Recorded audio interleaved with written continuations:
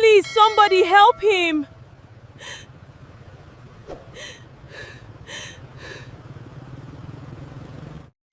Please, somebody help him!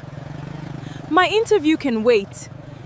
My interview can wait. His life can't. I'm not leaving you here. What would you do if the one chance you had waited 6 years for was standing right in front of you, and saving a stranger's life meant losing it forever? My name is Ariana. I am 29 years old, and for 6 years I chased one dream: to become an executive. Not just any executive, but one at Meridian Group, the biggest company in Lagos, the kind of company where a single job offer could change your whole family's story. I had failed 11 interviews before this one. 11 times I sat in front of panels who smiled politely and told me they would get back to me. 11 times I went home and cried quietly in my room so my mother wouldn't hear, because she already worried enough about me. But this time was different. This time, after 3 rounds of screening, I made it to the final interview.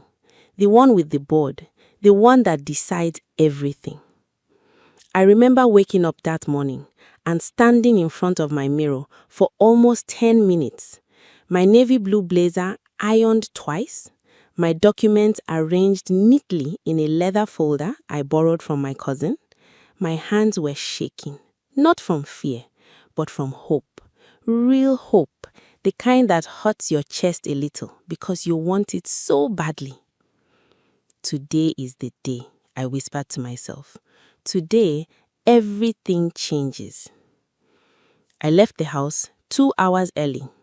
In Lagos, you don't take chances with traffic, especially not on the most important day of your life. I sat in the back of the cab, going over my answers in my head. Tell me about yourself. Why do you want to work here?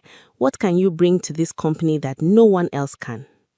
I had rehearsed until the words felt like breathing. We were maybe 15 minutes from the office when the traffic slowed to a crawl along the busy expressway. Okada riders weaved between cars. Hawkers pressed sachets of water and groundnuts against car windows. The usual chaos of a Lagos morning. Then I saw him. An elderly man, maybe in his 70s, wearing a simple white kaftan, stumbled in the middle of the road and collapsed. Just like that. 1 second he was walking, the next second he was on the ground, unmoving. Cars honked, people slowed down to look. Some brought out their phones, not to call for help, but to record. A small crowd gathered around him, but nobody moved to touch him. Nobody knelt beside him. They just watched, the way people watch a movie, forgetting there's a real person in front of them. I looked at my phone. 9:47 a.m. My interview was at 10:30.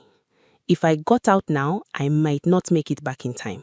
If I stayed in the cab, I would arrive exactly when I needed to. My hands gripped my folder tighter. Please, I whispered to no one. To God, to myself, not now. But something in me, something stronger than ambition, was already reaching for the door handle. I had no idea that in the next few hours, I would lose everything I had worked 6 years for. I had no idea that losing it would be the very thing that saved me. If you've ever had to choose between your dream and doing the right thing, stay close, because this story is about to break your heart before it heals it. Don't forget to hit that subscribe button, because chapter 2 is where everything falls apart. I stepped out of the cab, my heels sinking slightly into the gravel by the roadside. My driver called after me. "Madam, you get interview. No time for this." I didn't answer him. I couldn't. My legs were already moving towards the crowd. "Please, someone should help him," I shouted, pushing through the small group of onlookers. A young man with his phone raised muttered, "This one won't enter camera." As if I was the one causing a scene, not the 20 people standing and filming a dying man. I knelt beside the old man. His skin was damp with sweat, his breathing shallow and uneven. His eyes fluttered, unfocused, like he was fighting to stay conscious. "Sir, can you hear me?" I asked, holding his hand. It felt cold despite the Lagos heat pressing down on us. He mumbled something I couldn't understand, his lips trembling. "Somebody call an ambulance," I shouted again, looking around at the crowd. Nobody moved. My hands were shaking as I dialed emergency services myself, my phone nearly slipping from my sweaty palms. I gave the operator our location as clearly as I could, my voice cracking under the pressure of the moment. "They are coming," I told the old man, though I wasn't sure if he could hear me. "Just hold on. Please, just hold on." I don't know how long we waited. It felt like hours, though it was probably 15 minutes. 15 minutes where I kept glancing at my phone, watching 10:08 become 10:12, then 10:25. My interview was slipping away minute by minute, and there was nothing I could do about it. When the ambulance finally arrived, I helped the paramedics lift him onto the stretcher. His hand gripped mine weakly. "Don't leave," he whispered, his voice barely audible. I looked at my phone one last time. 10:26 a.m. If I ran now, if I got a bike, maybe, just maybe, I could still make it. But his hand was still holding mine. His eyes, though weak, were pleading. I climbed into the ambulance with him. At the hospital, the doctors rushed him into an emergency room while I stood in the corridor, my folder still clutched under my arm, my blazer now stained with dust from kneeling on the road. I called Meridian Group's office to explain, but the receptionist simply said, "The panel does not wait, madam. This is a golden opportunity and you have missed your slot." I sat down on a cold plastic chair in that hospital corridor and I cried. Not loudly, just quiet tears sliding down my face, the kind that come when you realize something is truly, permanently lost. The streets were different on my way home. The same streets I had rushed through that morning full of hope now felt heavy, almost mocking me. I didn't take a cab. I couldn't afford to waste more money on a day that had already cost me everything. I walked, my heels clicking against the pavement, past the same spot where the old man had collapsed. Someone had already swept away the dust, the crowd long gone, as if nothing had happened there at all. As if my whole life hadn't quietly ended on that exact patch of road.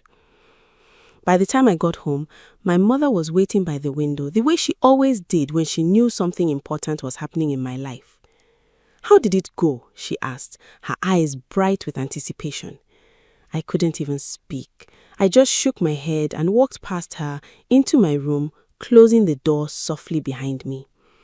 I sat on my bed, still in my dusty blazer, staring at the wall. 6 years. 6 years of preparing, of studying business journals late into the night, of taking extra courses I could barely afford, of sacrificing weekends and relationships and sleep, all leading to this one interview. And I had thrown it away in 15 minutes. My phone buzzed, a message from my best friend, Regina. "How did the interview go? Do we celebrate today or tomorrow?" I stared at the message for a long time before typing back. "I didn't make it. I'll explain later." She called almost immediately, but I let it ring out. I wasn't ready to explain. I wasn't ready to hear anyone tell me it was okay, because it didn't feel okay. It felt like I had failed, not because I lacked the skills, but because I had chosen to be human in a world that rewards people who look away. My mother knocked gently on my door that night, bringing a plate of food I didn't touch. "Ariana," she said softly, sitting at the edge of my bed, "tell me what happened." So I told her everything. The old man, the crowd that only watched, the ambulance, the missed interview. She was quiet for a long moment, and I braced myself for disappointment, maybe even anger, because we needed this job. We needed the salary, the stability, the small hope of finally moving out of the 2-bedroom apartment we had lived in since my father passed. But instead, she took my hand and said, "Ariana, you did the right thing. I don't care what it cost us. If you had walked past that man to chase a job, I would not have raised you that way. Her words comforted me, but they didn't erase the ache in my chest. That night, I lay awake replaying every second of that morning, wondering if there had been another way, a way to save the man and still make it in time. But deep down, I knew there wasn't. Life doesn't often give you both. I finally drifted into a restless sleep sometime after midnight, believing that chapter of my life, the chapter where I almost became somebody, had closed forever. I had no idea it was only the beginning. The next morning was Sunday, and my mother insisted we go to church, the way she always did, no matter what was happening in our lives. You don't stop praising God because life dealt you a hard hand. She straightened her headscarf in the mirror. I didn't want to go. I didn't want to sit in a pew and pretend everything was fine, while inside I was still grieving the future I had lost. But I went anyway, mostly to avoid an argument I didn't have the strength for. Word had already spread in our small community, the way it always does in Lagos. By the time we sat down, I could feel eyes on me, hear the soft whispers behind cupped hands. "That's the girl that missed her big interview for a madman on the road," one woman whispered to her neighbor, just loud enough for me to hear.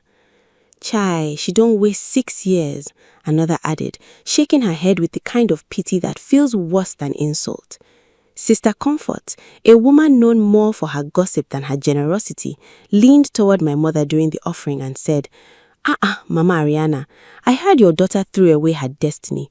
God will restore it all, but that girl needs to learn wisdom." My mother's jaw tightened, but she said nothing, only squeezed my hand under the pew. The pastor's sermon that day was ironically about sacrifice and reward, about how the Bible says whatever you sow, you will reap. I sat there feeling like the sermon was mocking me. I had sown compassion. Where was my reaping? After service, as we walked to the car, a young man named Derek, who had once expressed interest in courting me, caught up with us. "Ariana, I heard about the interview. It's a shame. My cousin is doing very well at Meridian Group now. Maybe you should have thought more carefully before making that decision." I wanted to remind him that thinking carefully while a man was dying on the road was not something I regretted, no matter how it looked to people watching from the sidelines. But I simply nodded and got into the car, done explaining myself to people who would never understand. At home, my phone had several missed calls from Regina, who finally came over that afternoon, sitting cross-legged on my bed like we used to do back in university. "You are not a fool, Ariana," she said firmly, sensing my mood. "You did something most people in this city wouldn't do. That says more about your character than any job title ever could." "Character doesn't pay rent, Regina," I said quietly, staring at my hands. She sighed, pulling me into a hug. "Maybe not today, but it always finds its way back." I wanted to believe her, but by that evening, doubt had settled deep into my bones. I had lost the job, lost the respect of some in my community, and gained nothing but a story people used to label me foolish. I didn't know that somewhere across town, in a quiet hospital room, an old man was telling his daughter every detail of what I had done for him. And I didn't know that the very people who would decide my future were about to hear a story that would change everything. This is the part of the story where everything feels lost, but stay with me, because what happens next is why people say character speaks louder than paper qualifications. Subscribe now if you believe good still finds its way back to good people, because chapter 5 is where the truth comes out. 2 days passed in a haze of quiet regret. I had gone back to my usual routine, sending out applications, attending small interviews that felt meaningless compared to what I had lost. I tried not to think about Meridian Group, tried not to imagine what could have been. On Tuesday evening, as I sat at the small dining table helping my mother sort out bills, my phone rang. An unknown number, one I almost didn't answer. "Hello, is this Ariana?" A smooth, professional voice asked. "Yes, speaking," I replied, my heart beginning to race for reasons I couldn't explain. "My name is Mr. Wilson Adebello. I'm the head of human resources at Meridian Group. Do you have a few minutes? My stomach dropped. I assumed this was a courtesy call, the kind companies make to formally reject candidates, twisting the knife just a little deeper. Yes, of course, I said, bracing myself. I want to start by apologizing for how things ended on the day of your interview, he said. But I also want to explain something remarkable that happened afterward. I sat down slowly, gripping the edge of the table. The gentleman you helped on the road that morning, Mr. Wilson continued, his name is Chief Gideon Balogun. He's the retired founder of Meridian Group and still our largest shareholder. My breath caught in my throat. When he was admitted to the hospital, his daughter told us everything. How a young woman in a navy blazer, clearly dressed for an important meeting, stopped everything to save his life. How you stayed with him, comforted him, and refused to leave even when the ambulance staff said they could handle it. I sat frozen, my mind racing to piece together what he was telling me. Chief Balogun specifically asked us to find out who you were, Mr. Wilson said. When we realized you were the same candidate who missed her final interview that morning because of this, the entire board was frankly moved. My hands trembled as I held the phone tighter. Ariana, we would like to formally offer you the position of junior executive at Meridian Group, not because we tested your business acumen in that final interview, because we never got the chance, but because you demonstrated something in that moment that we cannot train, that we cannot find in a resume. Integrity when nobody was watching, when there was nothing in it for you. I could not speak. Tears filled my eyes as my mother, sensing something from across the room, moved closer, her hand resting gently on my shoulder. Chief Balogun himself insisted on this decision, Mr. Wilson added. He said, and I quote, I have interviewed hundreds of executives in my life. None of them ever showed me their character while I was dying on the road. This young woman already passed the only test that matters. I finally found my voice, though it came out shaky and thick with emotion. Thank you. Thank you so much. I don't know what to say. Say yes, Mr. Wilson said with a small laugh, and come in on Thursday to sign your contract. When I hung up the phone, I sat in stunned silence for a moment before the tears came fully, not tears of regret this time, but tears of overwhelming relief and gratitude. My mother, who had been listening quietly, wrapped her arms around me. Didn't I tell you, she whispered, God does not forget kindness. Thursday morning, I stood in front of the same mirror I had stood in front of days earlier, but everything felt different this time. I wore the same navy blue blazer, freshly cleaned, the same folder under my arm, but my hands weren't shaking from anxiety anymore. They were steady, calm, setting. When I arrived at Meridian Group's office, the receptionist who once told me the panel doesn't wait now smiled warmly and said, Good morning, Miss Ariana. They're expecting you. I was led not to another interview room, but to the executive floor, where Mr. Wilson greeted me personally alongside two other board members. As we walked toward the conference room to finalize my contract, a door opened, and there he was, Chief Gideon Balogun, walking slowly but steadily with the help of a cane, his daughter by his side. There she is, he said, his voice warm and familiar despite our brief encounter days earlier. The young woman who chose a stranger's life over her own dreams. Chief, I said, slightly overwhelmed, I'm so glad you are doing well. He took my hand in both of his, the same way he had gripped it weakly on that busy road, except now his grip was firm and full of gratitude. Because of you, I am alive to see my grandchildren grow. Because of you, I get to sit on this board a little longer and make sure this company remembers what truly matters. His daughter stepped forward and hugged me tightly. We never got to properly thank you, she said. You gave us more time with him than we ever expected. There's no job title that can repay that. Chief Balogun turned to the board member standing nearby. "This is what I want Meridian Group to remember," he said firmly. "We build houses, we manage finances, we grow profits, yes, but if we ever forget the value of a human life, of simple kindness, then we have built an empire on a broken foundation." I signed my contract that day with hands that trembled, not from fear this time, but from a strange, overwhelming sense of purpose. I hadn't just gotten a job, I had been given proof that doing the right thing, even when it costs you everything, still matters in this world. When I got home that evening, my mother was waiting by the window again, just like she had been days before.